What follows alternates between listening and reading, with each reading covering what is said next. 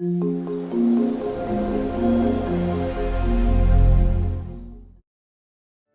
so guys, you can see these Venus flytraps, and they're doing really well.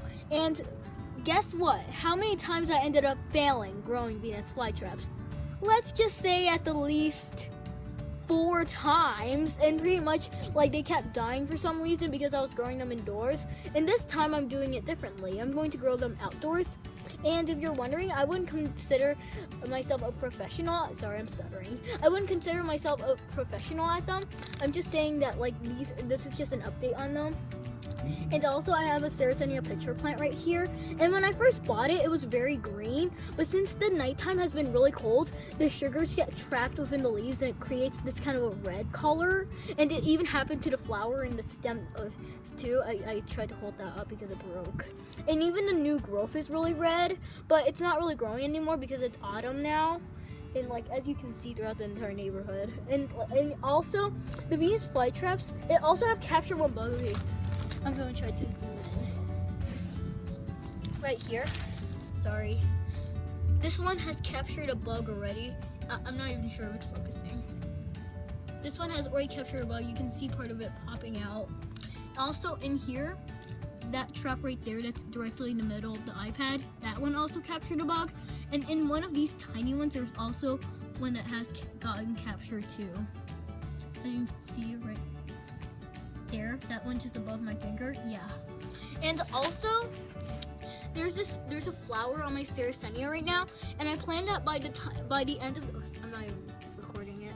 I planned that by the end of the year I would like harvest these seeds and try to grow them and create more of them. And well, yeah. So also I recommend when you grow Venus flytraps or any carnivorous plant, including Sarracenia and stuff, like cold hardy carnivorous plants, you grow them outdoors. You grow them outdoors in these water trays, so it keeps the humidity, and always try to keep them moist. And you don't need to water them like every single day.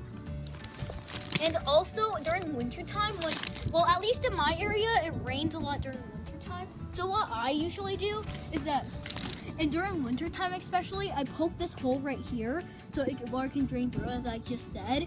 And also, like, the reason why I put it in here is that it can cause humidity, and pretty much it can like help the plants boost up, so I don't need to water it every day. And this is also how they naturally grow in the wild. These flytraps are usually native to the Carolinas, and they grow in like flat, like, oh god, I don't even know how to say it, like flat pine areas with a few grasses and savannas, and yeah, in like wet savannas. This is what they usually grow in. Sarracenia is almost like the same thing, but they're actually almost like the same as Venus flytraps.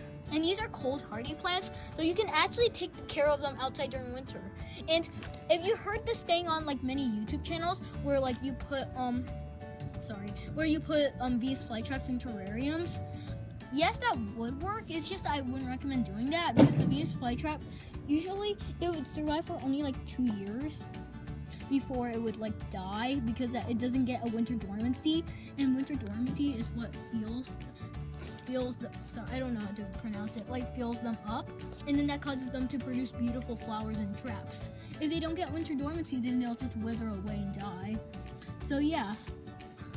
And also when it's rainy, almost like a few minutes later from now, as you can see, it's becoming really cloudy. I also made this little drain hole right here so the water doesn't flood this entire thing, and it would only go up to like a level before it just drains out this hole right here. You guys can see it would just drain out there. So I recommend if you're putting them in something like this, you just like a water tray, then I'll also have a hole in case if it floods the entire thing. And also before I say bye-bye,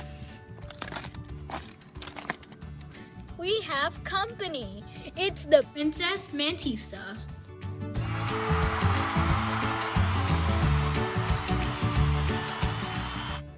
Okay, bye.